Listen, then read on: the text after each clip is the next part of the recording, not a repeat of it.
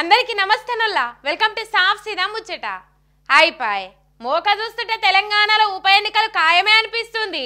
Supreme court దెబ్బకు party మారిన jumping జిలానీలకు అలుగు బుగులు ఉచ్చుకున్నాడట.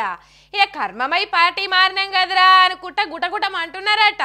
దరిద్రుడు కలగంటే కలల కూడా వడగండ్ల వానే కురిసిందట. అగో గట్లనే ఉన్నది అధికార పార్టీలకు జంపైన పిరాయింపుడు ఎమ్మెల్యేల పరిస్థితి. పార్టీ మారితే పరిస్థితి మారుతుందనుకుంటే పెరం మీదకెళ్ళి పొయ్యిల పడ్డట్టు అయిందని పొట్టు పొట్టి ఏడ్చే కథ అవుతుంది ఇప్పుడు. నిన్న సుప్రీంకోర్టులో పార్టీ పిరాయించిన ఎమ్మెల్యేల కేసుల విచారణ అయింది కదా. ఇక సుప్రీంకోర్టు ఏమో గరమైంది. దెబ్బకి అసెంబ్లీ కార్యదర్శి ఇలా పార్టీ పిరాయించిన ఎమ్మెల్యేలకు నోటీసులు ఇచ్చిండు.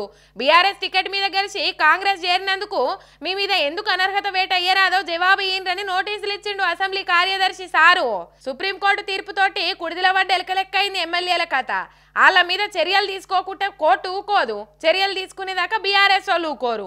అనర్హత వేటేసేదాకా పోరాటం చేస్తూనే ఉంటారు. ఎట్లరా దేవుడా అని నెత్తి పట్టుకుంటుర్రట.